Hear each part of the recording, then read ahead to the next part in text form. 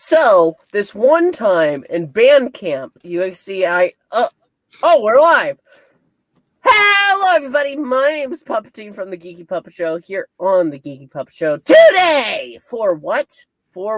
Superman and Lois, otherwise known as the best show on the CW. Even though Stargirl kind of takes that title, but they aren't competing right now, so it's the best show on the CW.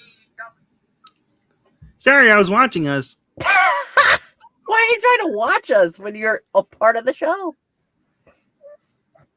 Because someone needs to watch our videos, please. We're dying here for money. Well, you know, maybe that's why I'm bald. But anyway. That's why I nearly croaked. But anyway, we are here today to talk about Superman and Lois indeed. Yes, episode 2 of season 2 is out. Yes, and you can watch it now. But we have seen it, and we are ready to recap and review. Superman's having problems. That's the main thing of this. Something in Smallville is happening. Some kind of a seismic. Something's punching inside the deep inside the mine shaft. We know that they don't know that, but they know. But they don't know it. But we know it. We know that they don't know that we know. But they don't know that we know that what they don't know. I don't care what they know. I just know what we know. And that's what we're telling what we know. We're not telling what they don't know. Because of something punching its way up from beneath the Earth's surface. I just want to say, it's Doomsday. Doomsday. That's something I can think of because what is freaky? Well, you want to be careful. There are spoilers here, Ash. But Naomi will not be in it at all because Naomi takes place on a different world. But who knows? Maybe next season she will be. Maybe, but I doubt it.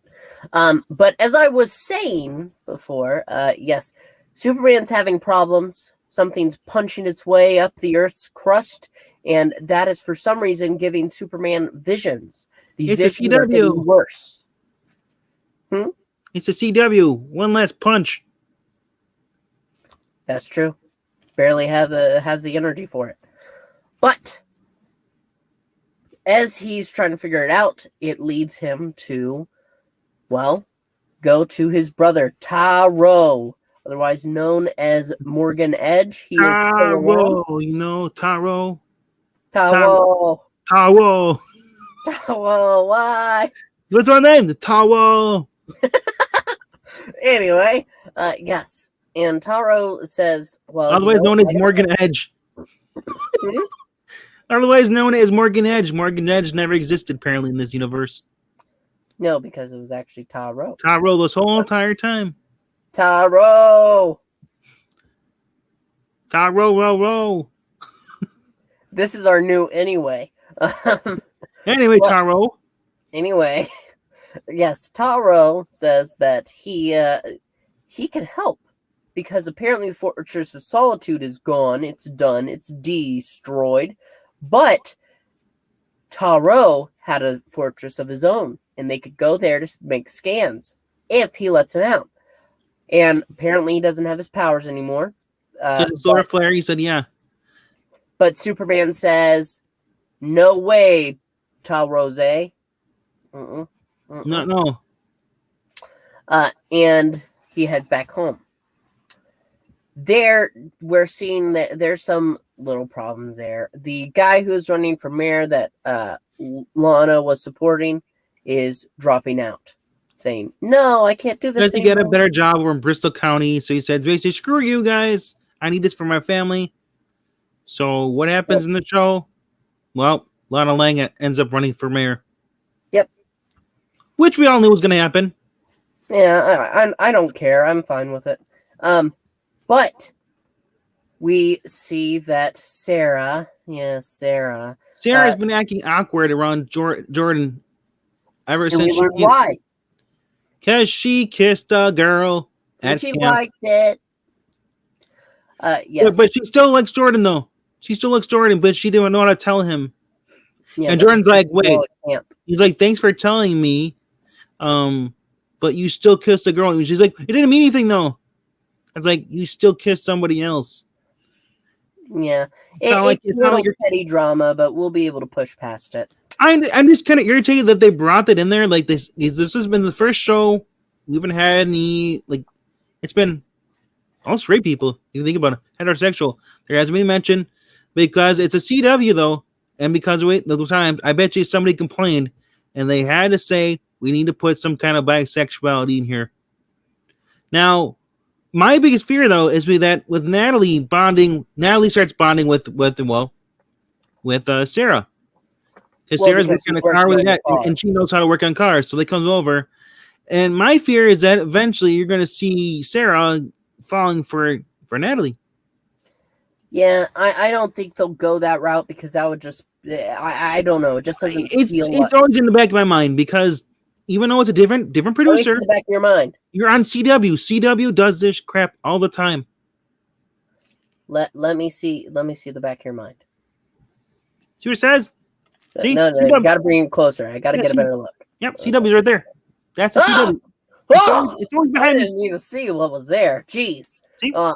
Yes, the CW can they can take these routes. You're absolutely right. I don't think they will for this show. I think the writers have more sense in this show. But that is an understandable fear. But I'm gonna hold my breath. It's not because the CW's tanking, so this is probably the only show that they realize, hey, we can't pull this crap anymore. We need people to watch. Yeah. I think we'll be able to push past it in 2 episodes at least. But will Jordan be able to push past realizing that his girlfriend cheated on him with another girl at camp? And then I'll never look at a flute the same ever again. Then you know what needs to happen? He needs to go to band camp. The guy and see if he likes that. All right. Moving on. There's another kid who's kind of like never, turns out Clark is having these visions and stuff. He ends up getting a call. And this guy is taking people hostage at airport. He flies in there. This guy huffs some, basically some yellow mist. And I gotta tell you, the one this mist reminds you of what Jason Todd was huffing over in Titans. Oh yes, that's exactly what it's like. You're right, because they use the kryptonite, they take a breather of it, and they have temporarily powers. So this guy does that, and he ends up kicking Superman's ass because Superman is having one of these mind-shattering visions while he's trying to save the day. After that, the guy at the DOD tells him, hey, Superman, well, you're kind of a liability right now. And you really, you can feel Clark kind of frustrated at that moment because he doesn't know what's going on. He doesn't know why these things are happening to him. I did like the fact, though, that he didn't tell Lois right away because this is kind of what Clark used to do by himself, when he'd have a psychic attack or something, obviously, he'd go to his parents, but that's about it. But that was a last resort. He always tried to fix things by himself because that's all he basically realized. I'm a hero. I need to do things on my own. I don't have a super team. I'm going to disagree with you right there. And I don't think that's going to happen. This isn't the Flash. No. She's not. There is no Clark. You're not Superman. We're Superman. There's nothing like that. We're Superman. Yeah, Lois actually is nicer than Iris. Yeah, and that's saying something because when Lois is in reporter mode, she's got quite a. And it's not because they're different races. It's because the writing is much better. Oh, who said that? Nobody said that. But that's what people are going to conclude. The people that are racist are going to conclude that. I suppose they could. Yes. But as we were saying, at that moment, Clark realizes, okay, I have to go see what my brother's talking about. And that's when Jordan, who at that moment was having the issue, he didn't know what was wrong with Sarah. No, but he was tired of her or ignoring him. He basically he begged his father. He said, and they went with him and they brought Taro over to the desert. There we get to meet Clark's mother, his real mother. I forget Jor-El's wife, who's also Taro's genetic mother. And Taro's kind of still he gives a little speech. He throws a little temper tantrum because This I did not she like. because she favors Clark because he says because he's more your son because you birthed him. You know, where you left me with a psychopath. Yeah, she tries to explain how she didn't know. But I didn't like this because those crystals that they put in, they're sunstones that have the AI that's designed after the person that made it. I didn't like that it felt like, oh look, this is actually my mother. It's not. Even Jor-El always made sure to say, I am a copy of your father, but I'm not your daddy. Well, that's now Taro did say this because Clark was confused too. No, this isn't the mother you met before, like in the first season. This is a copy of the conscience on Krypton before all this, you know. So yeah. So that's when she recognized Clark because he's older. Yeah. I disagree with this. I mean, who's got Superman power other than Jordan? Yeah, biological son. It's often like Smallville, how they would have kryptonite and somehow kryptonite got involved into somebody's breakfast. They'd eat it, and look, I've got some kind of cereal. And this power. isn't the first time. Don't you remember the meteorites in Smallville give people powers too? Somebody save me. Naomi will. Don't worry about it. I'll call her. Shut up. Anyway. Wow, you're mean. You don't like Naomi? Anyway, getting back to it. Taro. I mean, what? I'm not going to put that up because I don't need that word here. But Superman's mother had children via the genetic processing. That she didn't actually birth any other child except Clark. That's it. Yep. Yeah, because that's how they breed on Krypton. It's weird because the Eradicator, it was in the comic books, was totally different than that. Yeah, that's true. It was never a thing meant for putting people's consciousness into human bodies. Yeah. Which I always thought was dumb because you know what happened? If they got the abilities like the Kryptonians, it would probably burn out their bodies. Huh? That's true. Well, no, because they're not Kryptonian DNA. They can't handle. They weren't designed for it. Listen. I ate my cereal. I found a mysterious green rock, and I thought about taking it out, but I had already had it on the spoon, so I ate it, and it's upsetting my mood. But that was the plot point. Everybody was turning into Kryptonians. I mean, they were possessed. I don't know if they were physical cells were changing the Kryptonian DNA. That's what the Eradicator was doing, or if they were just being possessed, like in Earth Final Conflict. Yeah, they were being possessed, and thus it was shifting their genetic material, but only while they took over. Once everybody had their Kryptonian personalities taken out, they were normal human beings. They were Kryptonians. They weren't actually the person who was possessed. So I had no problem with that. But what we were saying, Taro, as soon as Clark has one of these vision earth-shattering attacks, he decides, okay, here's my Taro's he's a full-fledged Kryptonian. Yeah. Just like instead of having Zod, they have Taro. They just chose a different Kryptonian. Yeah. But Taro breaks off the cuffs as soon as Clark is on the ground, and he's like, no! And at that moment, he goes ahead and Jordan tries to protect his dad, but there's a little bit of a fight, a scuffle, and that's when Clark, as soon as the attack ends, he gets up and he deals with Taro, and they lock him up again. But only after Taro got scolded by his copy of his mother. Yeah, his digital mother. See that she says, like, you're not your genetic father. You're not a monster. You don't have to be like him. And you can see that he's kind of having a change of heart. He's not really a villain. So I don't know. Like I said, my theory is this is going to be Doomsday, and you're going to see Taro teaming up with Clark. Yeah, probably. I wonder if Taro. Do you ever think that maybe Taro planted Doomsday there? Or maybe no, I don't think so. Or he knows it's Doomsday. I mean, it is Doomsday, but we saw a monster attack 3 miners in there, where the miner got so scared he blew the charges and just collapsed the mine after seeing his 2 other friends get like torn to pieces.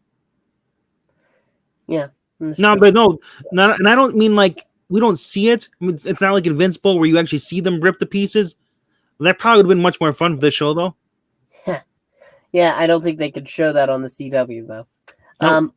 But overall, this episode I felt was a little bit of a downer in some respects. I wasn't very happy with some of it. Some of it I was okay with. Like everything with Superman was all right. There was nothing... Oh yeah, Natalie's also a vegan, so be prepared. I don't care about that either. But something's happening with the mines. Something's coming. We're not sure quite what yet. And Clark's basically his mind is linked to it. He's seeing what the monster sees.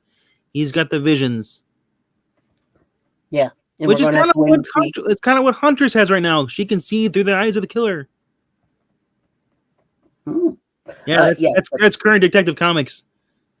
That thing I did not. Ever since she had a parasite in her head, that was part of a hive thing. They took it out. She's been having visions. I really don't care for it. It's kind of dumb, but oh well. Again, I'll say only because that was the plot point. It wasn't like people were getting the powers and being themselves. They were taken over by other villainous personalities. It was part of it was part of a Kryptonian invasion thing. Yeah. And as Maranya points out, people have gotten Superman's powers before, but it actually hasn't happened. Actually, Lois has for a day in All-Star Superman. But yes, I was saying... It was for her birthday because Clark knew he was dying. Other than the one guy today that seemed to gain super strength after breathing in X-Kryptonite, there's nobody other than Jordan who actually has his powers without being possessed. Can you imagine if they introduced Bane at all? And Bane has his venom's made from X-Kryptonite?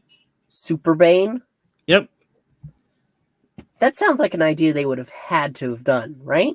Well, they already had a version of him on the Batwoman show, but I mean... No. I mean, in the comics, there's got to be some time that he was like, okay, let me just take this. Well, no? he still got his ass kicked, when it came to like Superman versus. Oh him. Yeah. Listen, when you fight somebody who's used to having the powers, you're dead. You're done. I'm just saying creativity. If they wanted the world build around this show, they brought in an actual decent Batman show. I think you're dreaming. But speaking of Batwoman, we should have the show out later today. We should be streaming it. Also, after that, check out Book of Boba Fett. But I think that about does it for us. Please make sure to like, comment, and subscribe. And Froggy and I will see you. And remember, you can donate money. Check out the Ko-Fi. Because I need money because I'm watching Batwoman. I'm being forced against my will. Yeah, that's right. I strap him down. For $5 a day, you can help a starving frog. In the arms of an angel. Give me money because I gotta watch Batwoman. That's so bad. Anyway, that does it for us. Thank you so much for watching, and we will see you next time. Bye! Seriously, though, give me money. I'm good for it. I'll buy good comics with it. He'll also eat at Joe's.